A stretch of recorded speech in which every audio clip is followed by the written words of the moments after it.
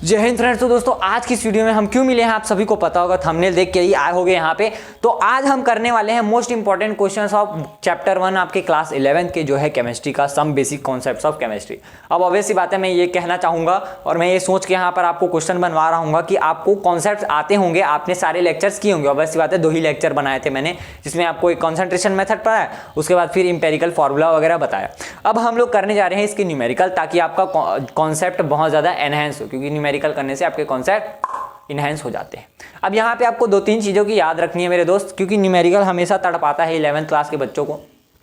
इसका बेसिक सा फंडा ये है, जब भी आपको कोई न्यूमेरिकल लगे कि मुझसे नहीं बन रहा है, उस न्यूमेरिकल को बोलना पहले मैं तुझे ट्राई करूंगा फिर मैं तुझे जज करूंगा। ये बात हमेशा याद रखना, हमेशा, या केमिस्ट्री का हो या फिजिक्स का हो, पहले सोचना कि मैं तुझे बनाऊंगा फिर तुझे जज करूंगा कि तू कठिन है या नहीं। तो मुझे अपने से डिसाइड करना है कि तू कठिन है या नहीं, तू मुझे नहीं बताएगा कि तू कठिन है या नहीं। तो जैसे आपके सामने यहाँ पर एक क्वेश्चन है। अब ऑब्वियस सी बात है, मैं जो क्वेश्चन कराऊंगा स्टेप बाय स्टेप होंगे, मतलब पहले थोड़े आसान होंगे, उसके बाद फिर मुश्किल होंगे, उसके बाद फिर नेक्स्ट लेवल क्वेश्चंस होंगे जो जेईई नीट में आते हैं। अब जरा देखते हैं इन क्वेश्चंस को।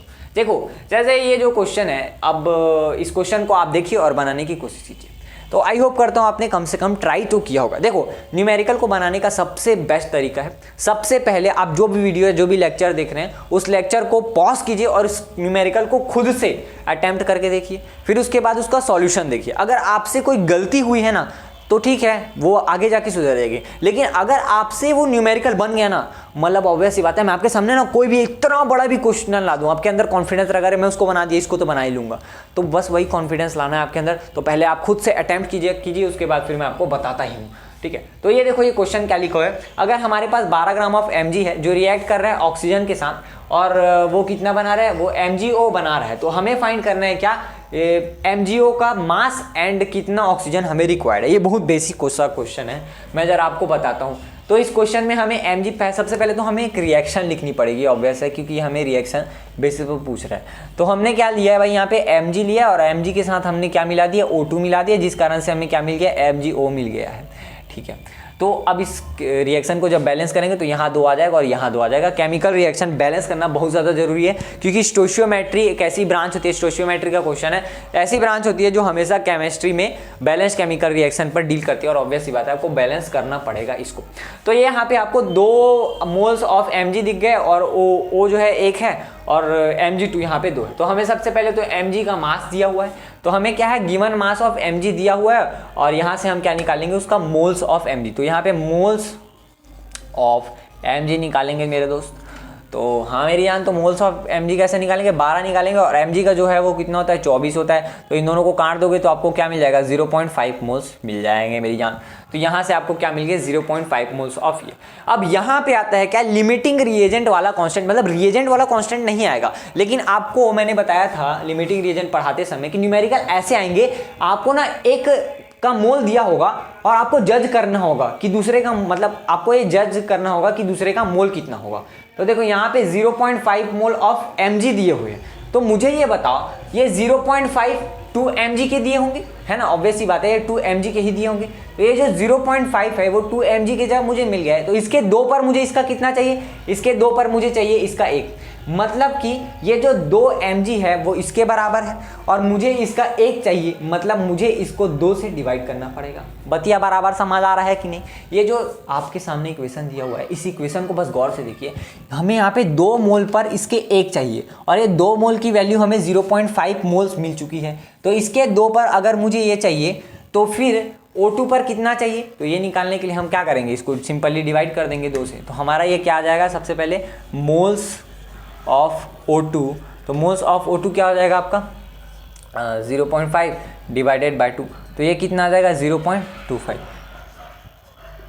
यहाँ से फिर आपके क्या आ जाएंगे, इसके मोल्स आ जाएंगे। लेकिन हमें यहाँ पर इसका मास निकालना है, तो ऑब्वियस सी बात है, आपके पास मोल है भाई, तो मास तो निकाल ही लोगे। तो क्या हो जाएगा, mass of O2, mass of O2 क्या हो जाएगा, गिवन मास अपन मोलर मास। तो गिवन मास हमको निकालना है और मोलर मास को करना है, तो फिर मोल्स से हम क्या मल्टीप्लाई कर देंगे, इसके गिवन मास, मतलब इसके जो मोलर मास को। तो इसके मोलर मास क्या होता है, O2 का मोलर मास कितना होगा, 16, और अभी कितना है हमारे पास, तो ये होगा 32, क्योंकि O2 का निकालना है तो 32।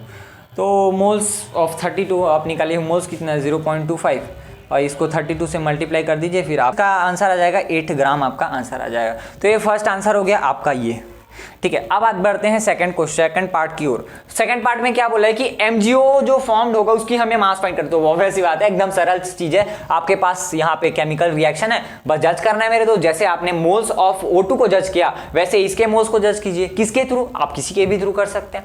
जैसे कि इसके 1 मोल पर मुझे इसके 2 चाहिए, तो मैं क्या करूंगा, बेसिकली 0.25 को मैं 2 से मल्टीप्लाई करूंगा, क्योंकि ये अभी 1 मोल पर है कितना, 0.25, और 0.25 का मुझे अगर 2 मोल बनाना है तो ऑब्वियसली बात है मैं उससे मल्टीप्लाई करूंगा ना, तो इसको मल्टीप्लाई करूंगा तो भी आ जाएगा आपका आंसर। या फिर आप ऐसे कर सकते हैं कि 2 mg हमें दिया हुआ है और 2 MgO ही दिया हुआ है, मतलब जो mg का जितना मोल होगा ना उतना ही मोल मेरा MgO का भी होगा, मतलब ये कॉन्सेप्ट आपका क्लियर हो जाता है। तो यहां पे आप लिख सकते हैं कि जो मोल्स ऑफ mg है ना मेरे भाई, हाँ मेरी जान, तो मोल्स ऑफ mg क्या हो जाएगी आपकी, मोल्स ऑफ mg हो जाएगी मोल्स ऑफ mg, यहाँ पे MgO लिख लो, मोल्स ऑफ mg यहाँ लिख लेना ताकि आपको पता चल जाए। तो ये हो जाएगा आपका 0.5 मोल, ये आपके 0.5 मोल हो गए। अब ऑब्वियस बात है, आपको क्या पूछा भाई मेरे भाई, मास पूछा है। मास पूछा है तो क्या निकाल दोगे, मोल्स आपके पास है तो वहाँ पे आपको मास इसका निकालना है। आपके पास मोल्स दिया हुआ है, इसका जो मोलर मास है आप निकाल लीजिए, m का होता है ना, तो यहाँ पे क्या आ जाएगा, ये 40 आ जाएगा। तो 40 आया तो 40 के साथ इसको मल्टीप्लाई कर दो, 20 आ जाएगा आंसर आपका, 20 ग्राम। तो इस तरीके से आपको इस क्वेश्चन को अप्रोच करना था। तो ये तो था एकदम बेसिक सा क्वेश्चन। चलो देखते हैं क्या लिमिटिंग रिएजेंट से रिलेटेड एक बेहतरीन क्वेश्चन जो आपके कॉन्सेप्ट को और भी पक्का कर देगा। आपके सामने एक और न्यूमेरिकल, पहले इसको आप खड़काइए, फिर मैं तो पूरा फोड़ डालूंगा। तो होप करता हूं आपने इसको खड़काया होगा और आपसे खड़क भी गया होगा। जो नहीं खड़का पाया कोई दिक्कत नहीं, आपने ट्राई तो की। चलो स्टार्ट करते हैं इस न्यूमेरिकल को। क्या बोल रहे हैं, अगर 5 ग्राम ऑफ NaOH को मैं रिएक्ट करा दूं 76 ग्राम ऑफ HCl के साथ। अच्छा ठीक है सर जी, हाँ फिर आपको क्या याद आना चाहिए भाई, न्यूट्रलाइजेशन रिएक्शन जो हमने 10वीं क्लास में पढ़ के आई है। तो जिसको याद नहीं होगा वो भी ठीक है। तो ये क्या बनाता है आपके साथ, सॉल्ट बनाता है और वाटर बनाता है, ठीक है, इतनी चीजें याद होनी चाहिए। तो then find limiting reagent find करना है और मास ऑफ वाटर। अच्छा वाटर का मास ही पूछ रहा है आपको, जो मैंने अभी आपको बताया। तो पहले आपको क्या करना है, रिएक्शन करवा लेना, क्योंकि बिना रिएक्शन के कुछ ना होने वाला है मेरे दोस्त। तो है ना राजा, तो इसको जब रिएक्ट कराओगे तो क्या आ जाएगा, ये मैंने क्या बोला, ये क्या बनाता है NaCl प्लस में H2O, ठीक है। तो हमें इसके कितने ग्राम दिए हुए हैं, 73 इसके 73 ग्राम दिए हुए, इसके 5 ग्राम दिए हुए हैं, ठीक है। तो सिंपल सा देख के समझ आ रहा है, इसके 1 मोल पर इसके 1 मोल चाहिए, जो कम आएगा वो हमारा क्या हो जाएगा, लिमिटिंग रिएजेंट हो जाएगा। इससे सस्ती बात तो और कुछ ज़्यादा हो भी नहीं सकती। तो हमें सबसे पहले क्या निकालना पड़ेगा, दोनों के मोल्स। तो पहले हम अपन निकाल लेते हैं मोल्स ऑफ NaOH। तो मोल्स ऑफ NaOH जब निकालोगे तो इसका गिवन मास इतना है, इसका मोलर मास कितना हो जाएगा, इसका मोलर मास हो जाएगा, देखो यहाँ से 23 प्लस में 16 प्लस में 1, यानी कि हो जाएगा आपका 40। तो यहाँ से कितना आ जाएगा 1/8। अभी इसको कुछ चेंज वेंज मत करना, क्योंकि ये आपके आगे वैसे ही फॉर्म में लिख सकते हैं इसको, ठीक है। और उसके बाद फिर हमको निकालना है क्या, moles of HCl। Moles of HCl कितने हो जाएंगे, तो यहाँ पे सबसे पहली बात है कितना है, ये आपका 73 है और यहाँ पे आपको दिया हुआ है कितना 36.5।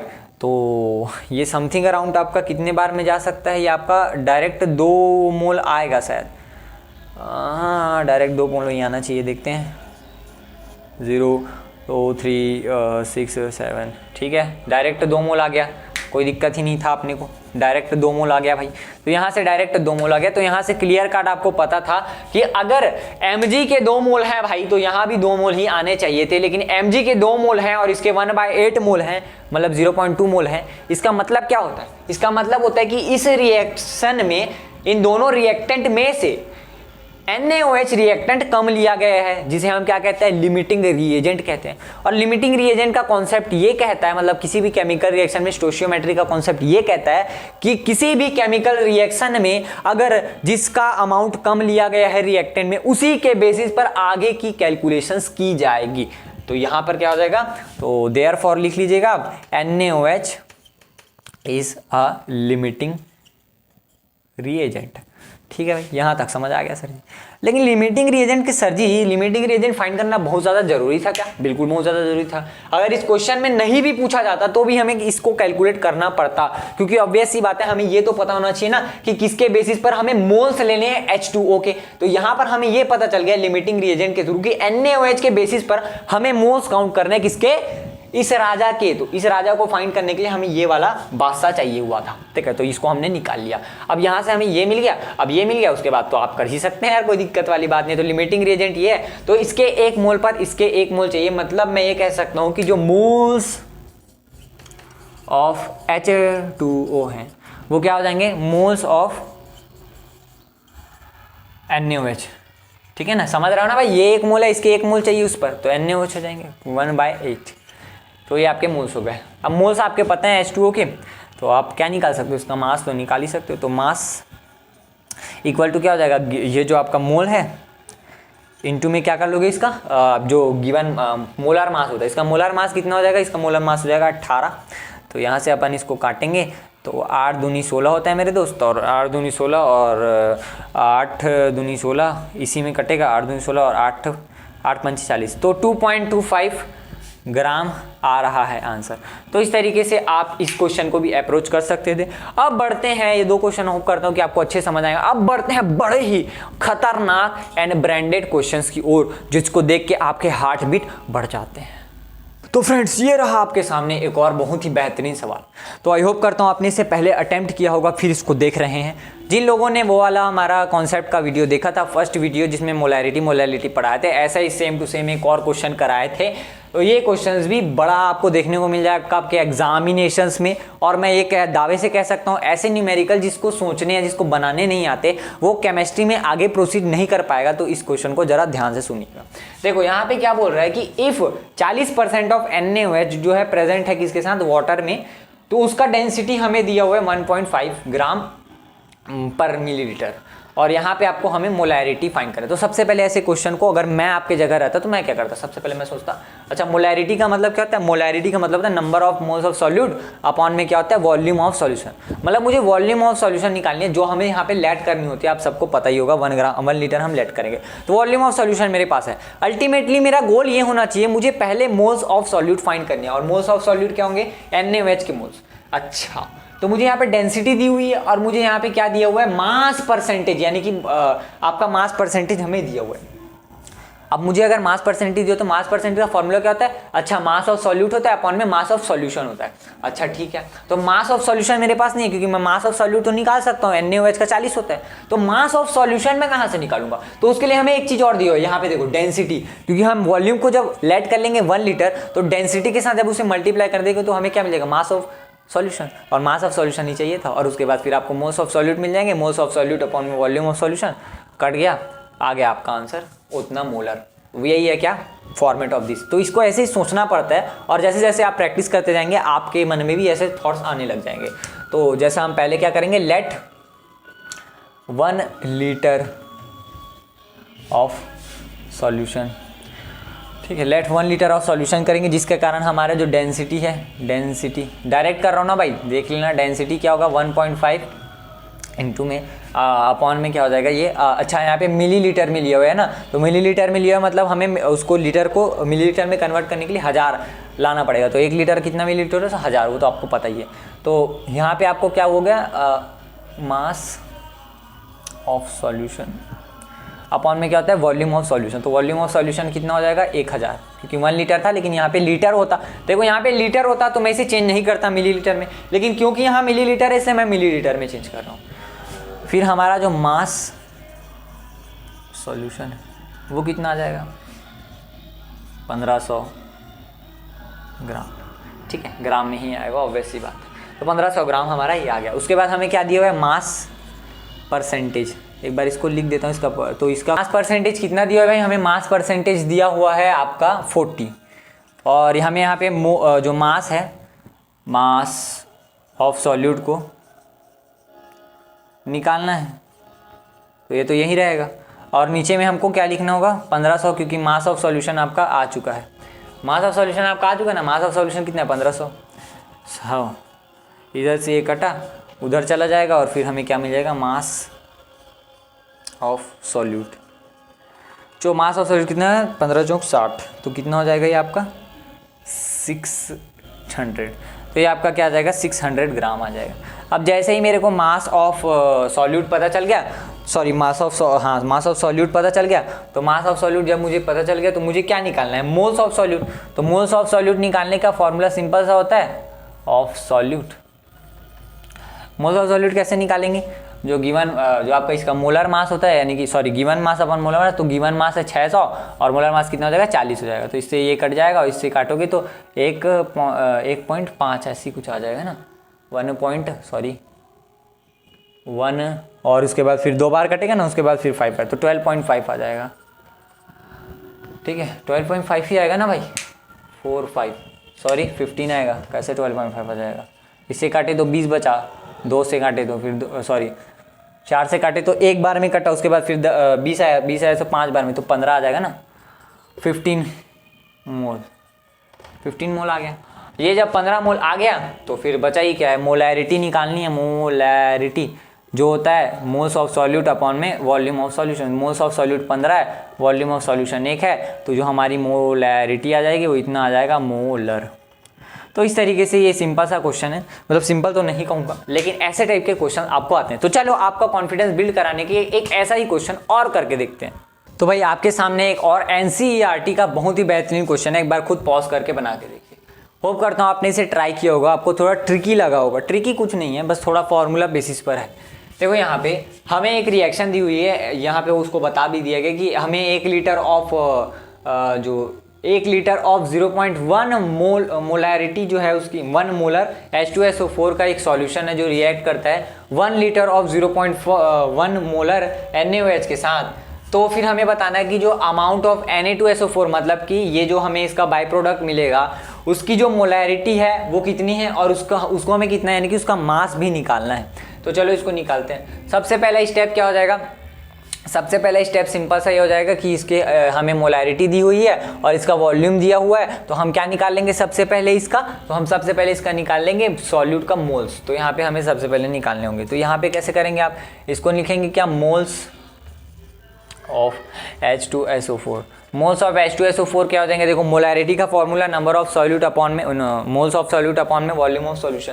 तो ये अगर मोल्स ऑफ सॉल्यूट है तो वॉल्यूम ऑफ सॉल्यूशन किसके साथ मल्टीप्लाई हो जाएगा, मोलैरिटी के साथ। तो मोलैरिटी हमें दी हुई है 0.1 और वॉल्यूम कितना है 1, तो यानी कि इसकी जो मोल्स है वो कितना हो जाएगा 0.1 मोल हो जाएगा। इतना समझ आया भाई, फॉर्मूला है ना भाई, फॉर्मूला देखो ना यार, ये फॉर्मूला है मोल्स, ठीक है। अपॉन में क्या आ जाएगा आपका, मोल्स पे अपॉन में वॉल्यूम आएगा, तो वॉल्यूम के साथ इसको मल्टीप्लाई करूंगा तो मोल्स नहीं आ जाएगा जी, वही तो किए हैं बस और कुछ नहीं किए, तो ये हो जाएगा। वैसे सिमिलरली हम क्या लिख सकते हैं, जो मोल्स ऑफ क्या है आपका NaOH वो क्या हो जाएगा, वो भी सिमिलर ही हो जाएगा क्योंकि हमें सब चीज़ तो given he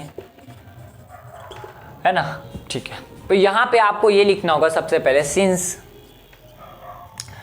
for 0.1 mole of H2SO4 0.2 mole of NaOH is required। इतना हमें चाहिए था, मतलब ऑब्वियसली है इसके 1 मोल पर इसके 2 मोल चाहिए थे, इसको 1 मोल 0.1 है तो 2 मोल कितना हो जाएगा 0.2, तो 1 मोल पर इसके इतने हैं तो इसके 1 मोल पर हमें 0.2 चाहिए थे, लेकिन है कितने 0.1 है, तो ऑब्वियस ही बात है जो हमारा लिमिटिंग रिएजेंट है वो क्या हो जाएगा NaOH हो जाएगा। तो therefore limiting reagent is NaOH। तो NaOH क्या है, लिमिटिंग। थोड़ा सा भाई डीजे वीजे चल रहा है भाई, थोड़ा मैनेज कर लेना, ठीक है। तो लिमिटिंग रिएजेंट क्या हो जाएगा आपका NaOH हो जाएगा। तो इसके अकॉर्डिंग फिर हमें सारे कैलकुलेशन को करनी। तो हमें क्या फाइंड करना है, अमाउंट ऑफ ये, तो अमाउंट ऑफ ये तो बाद में निकाल सकते हैं अपन, पहले मोलैरिटी निकाल लेते हैं, मोलैरिटी निकाल लेते हैं इसी की सॉल्यूशन में। तो सॉल्यूशन में इसकी मोलैरिटी क्या होगी, सबसे पहले आप देखिए कि हमें अभी लिमिटिंग रिएजेंट मिल गया NaOH, तो NaOH के 2 मोल्स पर मुझे इसके 1 मोल चाहिए, मतलब NaOH के 2 मोल पर मुझे इसके 1 मोल चाहिए। तो मैं क्या करूंगा सबसे पहले, तो यहाँ पे सबसे पहले मेरा काम होना चाहिए कि ये जो 2 मोल्स हैं और ये जो इसके 1 मोल्स है, मतलब इसके 1 पर मेरे को इसके 2 चाहिए थे, इसके 1 पर मेरे को इसके 2 चाहिए थे, मतलब इसके 2 पर मेरे को इसके 1 चाहिए। कहने का मतलब सिंपल सा ये है कि ये दोनों जो है आपस में क्या है, आपस में इक्वल है। तो आपस में इक्वल है तो मैं क्या ये लिख सकता हूं कि मोल्स ऑफ Na2SO4 ये इक्वल टू हो जाएगा किसके, मोल्स ऑफ OH के, NaOH के इक्वल हो जाएंगे, ऑब्वियस सी बात है। मोल्स ऑफ Na जो ये थे उसके इक्वल हो जाएंगे, ठीक है। लेकिन कैसे इक्वल होंगे, तो इसको हमें इसका आधा करना होगा तब जाके इक्वल होगा, क्योंकि यहाँ पे इसके 2 मोल्स हमने निकाल लिए, यहाँ पे 2 मोल्स 1 मोल्स की वैल्यू इतनी है, तो हमें इसका 2 निकालने के लिए क्या करना पड़ेगा, इसका हाफ करना पड़ेगा, क्योंकि ऑब्वियस इसका हमें 1 चाहिए इसके 2 पर, तो इसका 2 अगर 0.1 है तो इसके लिए हम इसका हाफ करेंगे तब जाके हमें इसका 1 मिलेगा ना, ऑब्वियस सी बात है ऐसा ही होगा।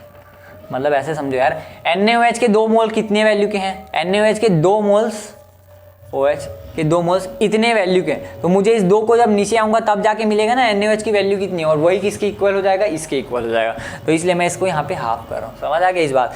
तो मोल्स ऑफ NaOH हमने कितने निकाले, 0.1 अपॉन में 2, तो इसे काटिएगा तो कितना आ जाएगा आपका, आ जाएगा फिर कितना आ जाएगा 0.25, है ना, इतना ही तो आएगा क्या जी।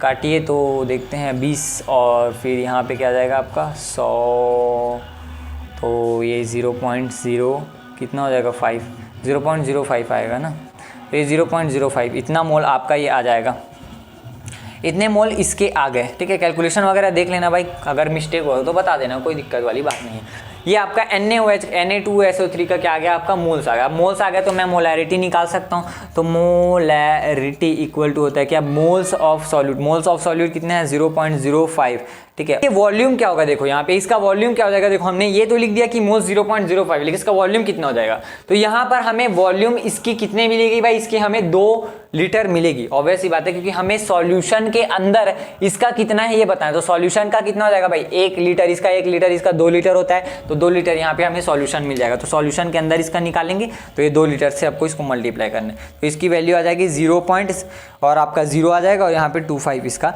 आंसर आ जाएगा। तो ये इसकी कितनी है, मोलैरिटी है, तो ये पहला इसका आंसर हो गया। उसके बाद हमें क्या निकालना है, उसके बाद हमें निकालना है इसका मोल्स, सॉरी अमाउंट निकालना है। तो अमाउंट क्या होगा, इसका मास और इसके मोल्स को मैं अगर मल्टीप्लाई कर दूंगा किसके साथ, मोल्स को मल्टीप्लाई कर दूंगा किसके साथ भाई, ऑब्वियस सी बात है इसके गिवन मास के साथ, मतलब कि इसके मोलर मास के साथ, तो मोलर मास के साथ इसका मल्टीप्लाई करेंगे तो क्या आ जाएगा आपका ये, तो यहाँ पे गिवन, देखो यहाँ पे फिर गलती करोगे, मोल्स ऑफ Na किसका निकालना है हमें, Na2SO4 का, तो Na2SO4 का मोल्स हमने कितना निकाल लिया है 0.05, तो यहाँ पे आपको क्या लिखना है 0.05, धोखा से ये मत लिख देना वरना गलत कर डालोगे, तो मोल्स हो जाएगा। और उसके बाद इसका जो भी मास होगा आप देख लीजिएगा कैलकुलेट करके, और मुझे कैलकुलेट करके कमेंट करिएगा कि इसका मास कितना ग्राम आया है। तो इस तरीके से ये वाला क्वेश्चन भी होता है। अब चलो एक आध क्वेश्चन देख लेते हैं एम्पेरिकल फॉर्मूलास के, उसके बाद फिर मैं आपको प्रैक्टिस क्वेश्चन दे दूंगा, और फिर उसके बाद ये जो लेक्चर है वो कंप्लीट हो जाएगा। तो चलिए देखते हैं नेक्स्ट क्वेश्चन। रहा आपके सामने एक और धांसू क्वेश्चन, तो इसको देखिए, वैसे बहुत ही सरल है, तो आई होप करता हूँ आपने इसको ट्राई किया होगा, आपसे बन भी गया होगा। बहुत सरल टाइप का क्वेश्चन है, ऐसे क्वेश्चन तो आप धुएं उड़ा दोगे अगर आपने मेरा पिछला लेक्चर देखा होगा तो, ठीक है।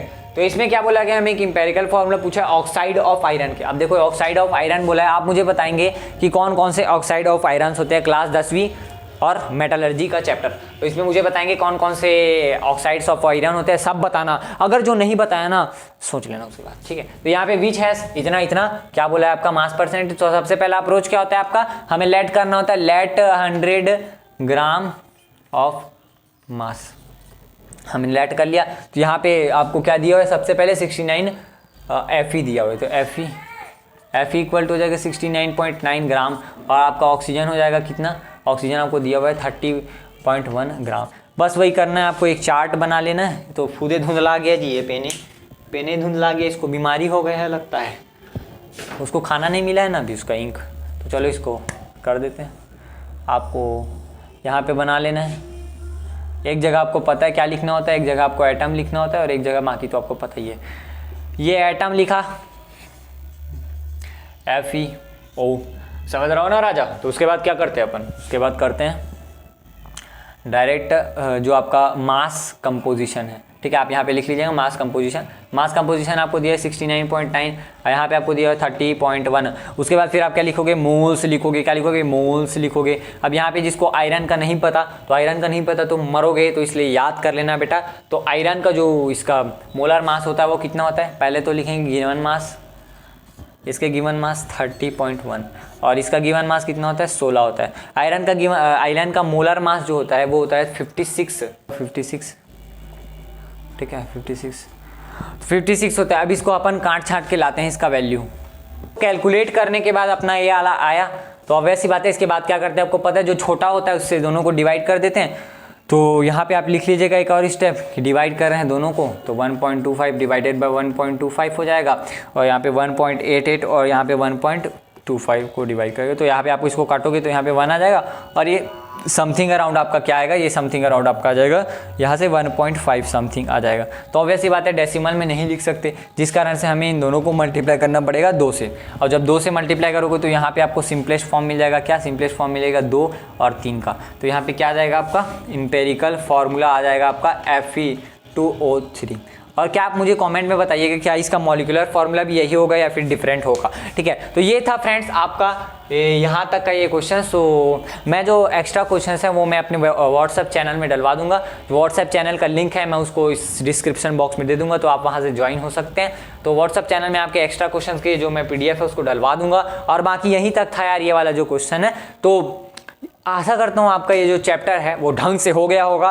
और अगर आप नेतवन की तरह सोचते होगे तो आपका ऑब्वियसली बात है थोड़ा कम दिमाग चलता होगा। जैसे नेता लोग सोचते हैं ना, नाली बस सारा है तो बस साने देते हैं, बाकी सब भाड़ में जाए, उनको मतलब नहीं है, विमल खाएंगे और मस्त रहेंगे। तो ये वाली बात नहीं होनी चाहिए। आपको क्या करना है, खुद से मेहनत करना है। आपने ये वीडियो देखा, सबसे पहले क्वेश्चन को खुद अटेम्प्ट करो, वीडियो देखो, फॉर्मेट समझो, फिर दहाए दे उसको 2 घंटे बाद प्रैक्टिस करो। कैसे नहीं बनेगा देखते हैं। क्वेश्चन का पीछा मत छोड़ो जब तक वो नहीं बनेगा।